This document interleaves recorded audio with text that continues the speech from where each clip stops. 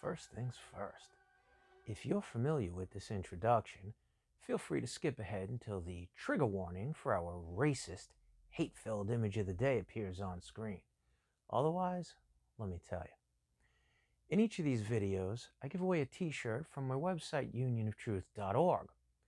That t-shirt goes to whichever comment scores the highest on my double-secret proprietary rating scale.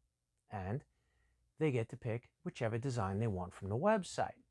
Mind you, I give away a t-shirt if the video gets at least 5,000 views and 50 unique comments by the time I start making my next video.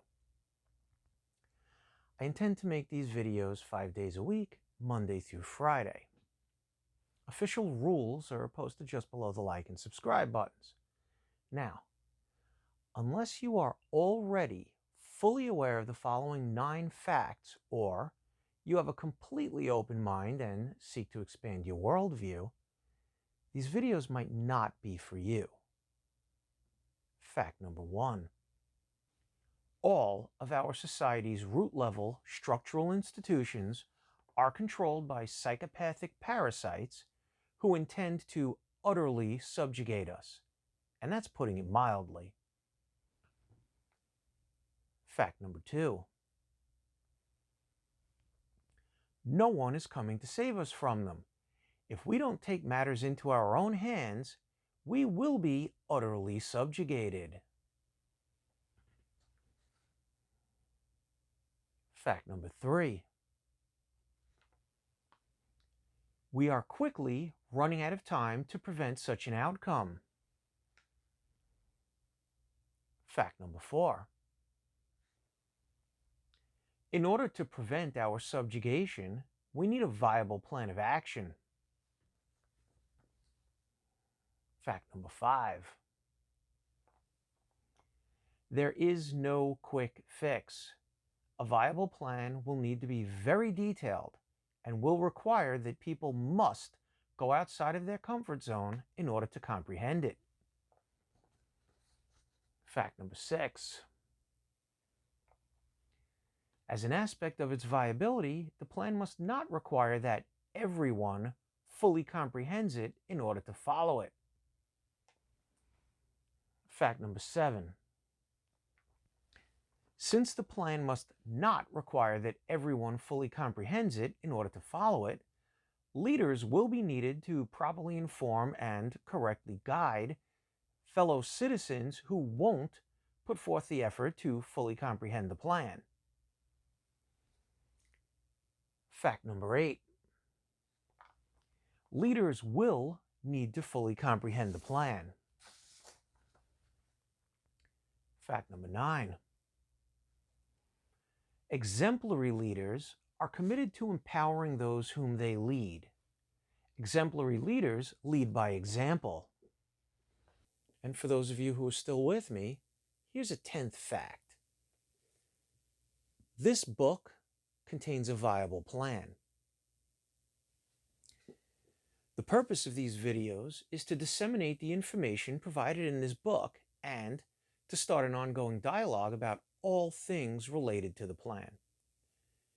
You can download a free copy of this book in PDF format from UnionOfTruth.org without signing up for anything or filling anything out.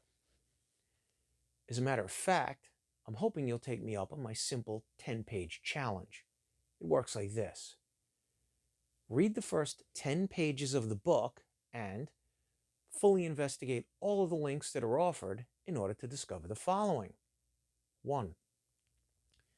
Am I functioning from a valid conceptual foundation?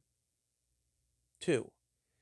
Have I done enough legitimate research to qualify as someone whose opinion is worthy of consideration? 3. Does the book actually provide a viable and fully detailed plan to thwart the science of fiction? Quite simple, and certainly not too much to ask of any red-blooded American patriot. One more thing. Those of you who are wondering, who is this guy? Should be sure to check out my video entitled, Who is this guy?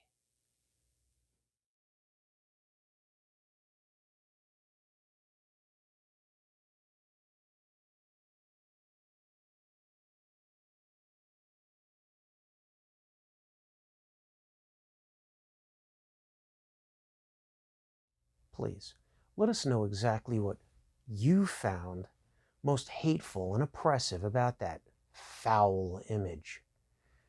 Your feedback is vital to our ongoing mission of greater understanding. All right. In this episode, we'll go through the section on diversions, pages 24 through 27. Let's do this. Page 24, section 4, diversions. Roman leaders understood that the average human was a complete idiot.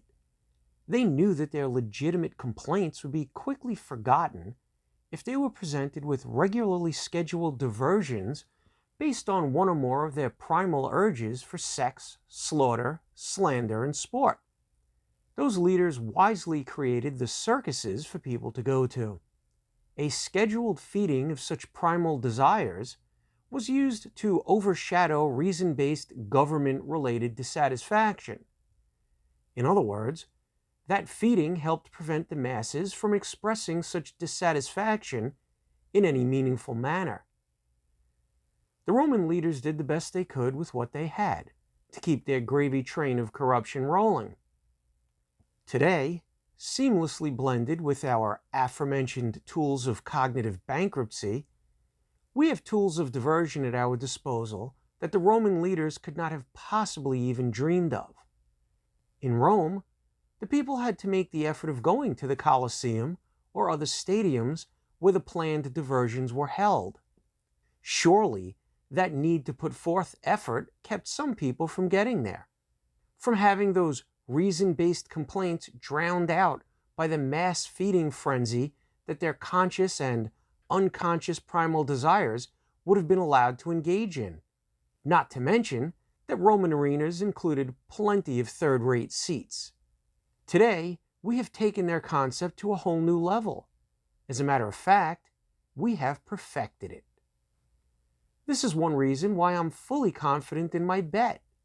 The average American is so lost within the combination funhouse and horror show we've constructed that they are simply incapable of recognizing and acting upon the truth. Of course, those with whom I've made my aforementioned bet believe I'm overconfident.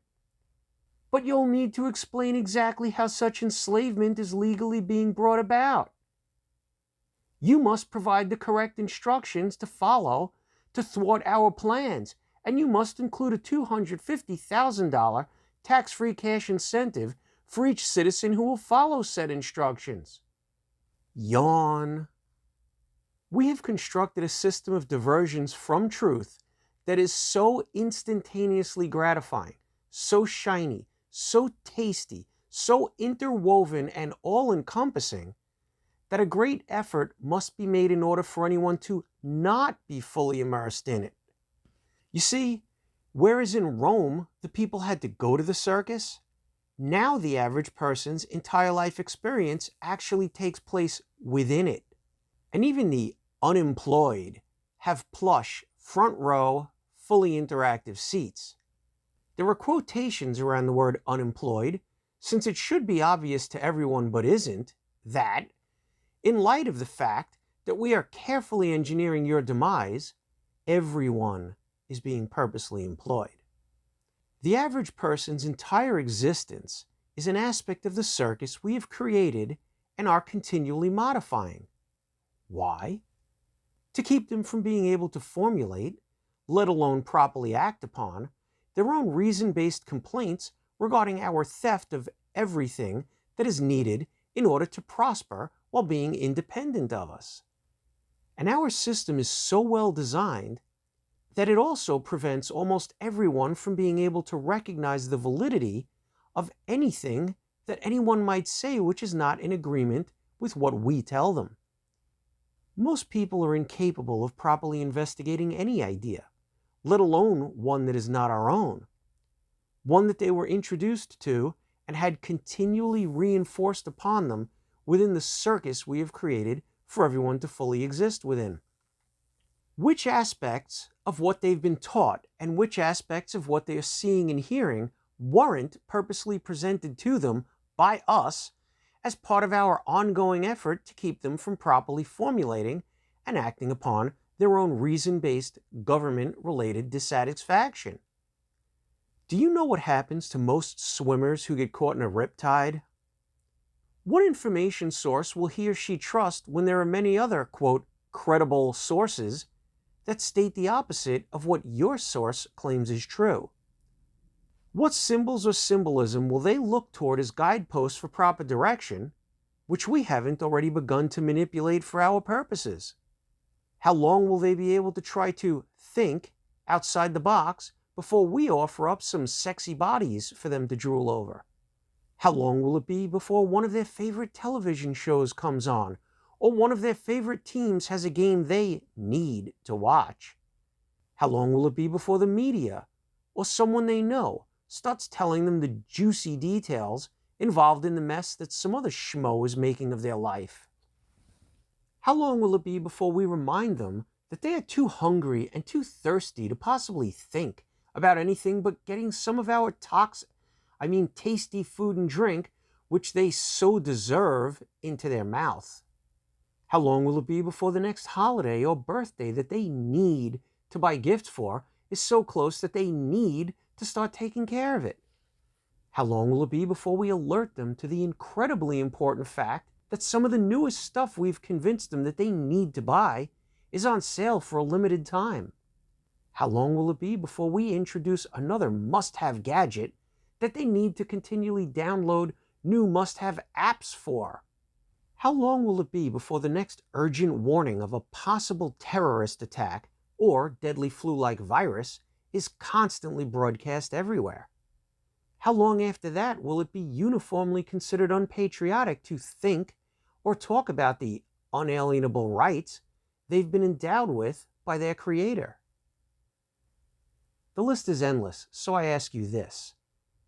How will you ever pull anyone to a safe shore when they are caught in the middle of a constant, all-encompassing riptide that they've been taught is the safe shore? And don't forget the fact that any prolonged lack of our intellectual, ecological, economic, and nutritional poison will cause them to suffer from the pain of mental and physical withdrawal. Am I exaggerating? Try getting some friends to head deep into the woods with you for an enjoyable, fun-filled vacation lasting 4 or more weeks. Go without anything but the items for which you are the sole power source and that you can each carry on your back as you hike 15 or so miles a day. Go ahead. I'll even let you pick the time of year. Oh, is that too extreme of an example? Well then, get them to join you for an enjoyable month with the Amish while fully taking part in that unadulterated, wholesome way of life. Admit it, friend. The average American would be hard-pressed to name a dozen people they know between the ages of 3 and 60 who would even enjoy staying in a luxury resort for that same amount of time without being able to play around on a computerized device, flip through some fluff-filled magazines and novels, watch television/movies, and chatter at length on the phone, not to mention eating and drinking some other types of methodically mislabeled packaged poisons. Page 27. Number 1. A must-watch 1958 Mike Wallace interview with Eric Fromm.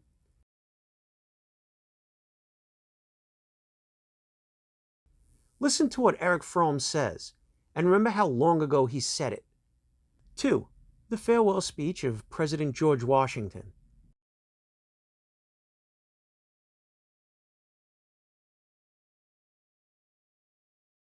Take some time to read and reflect upon what he said. If nothing else, at least read the second half. 3. An article that explains the technique of distraction.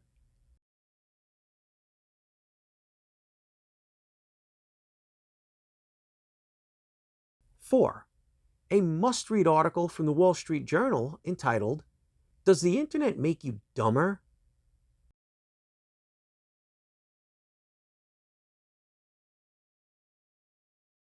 5. An article that speaks about the users of certain technologies being in a constant state of distraction.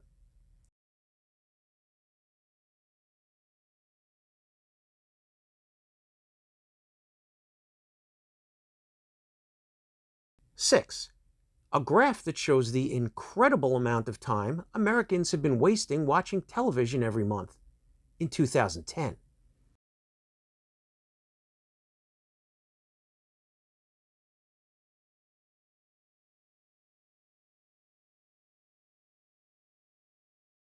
'Grab a calculator and divide the numbers by both 4 and 30 in order to see those numbers in a weekly and daily context. 7.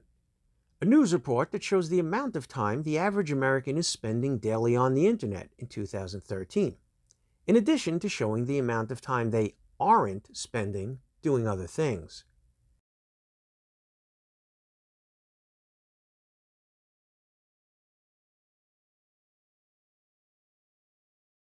8.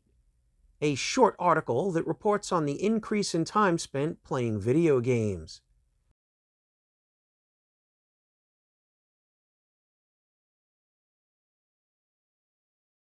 9. An article that tells us how many hours have been spent so far playing a particular popular video game in 2014.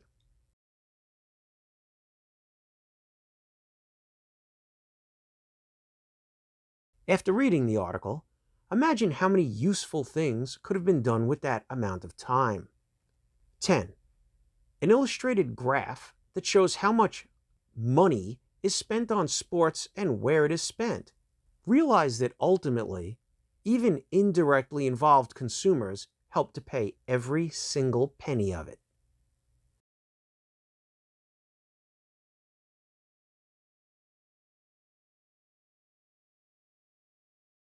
Now I've got a special treat for you. It turns out that this book, The Science of Fiction, is actually the 5th version of its manuscript. And I'll show you what I mean right now. This, I hope there's no glare, this is what we'll call version 2.0. So in other words, there were 4 earlier versions of what is now the published book known as The Science of Fiction. Those other versions were never published. This is what's called a proof copy. You can get these from publishers in order to have something in your hand that shows you exactly what the book will look like when it is published. Now I want to show you the date that this was printed. Hopefully you'll be able to see this clearly. April 25th, 2012. And I want to show you something from inside the book. The section on diversions. And now I'm going to read something that should sound very familiar to you. I'm going to read from right here.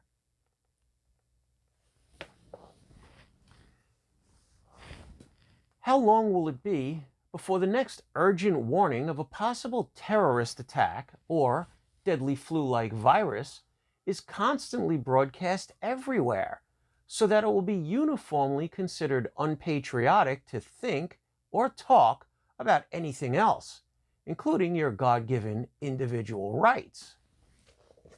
And of course, it's written slightly different. It's version 2.0. Now, I bring this up today for a couple of reasons. One, to point out that in The Science of Fiction, obviously, Mr. Buskin did not write that section as a response to the current pandemic. Also, I bring it up to point out the contrast between what was going on in 2012 and now, about 10 years later, what's happening in 2021, which is to say, how quickly Mr. Buskin's plans have moved along.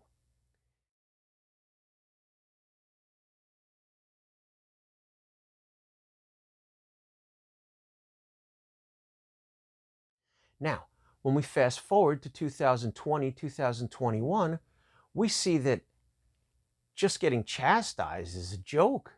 People are actually being censored, losing their jobs, losing their businesses due to mandatory shutdowns.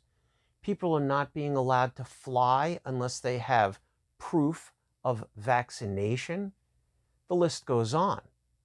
So I just thought it would be interesting to point out that contrast and show again how quickly Mr. Buskin's plans have moved along in a little less than 10 years. And then for us to ponder for a moment how quickly they'll continue to move forward if we don't do something about it. That's enough for today. Let's meet back here tomorrow. Till then, take good care of yourself and remember, objectivity, logic, fidelity, because absurdity knows no bounds.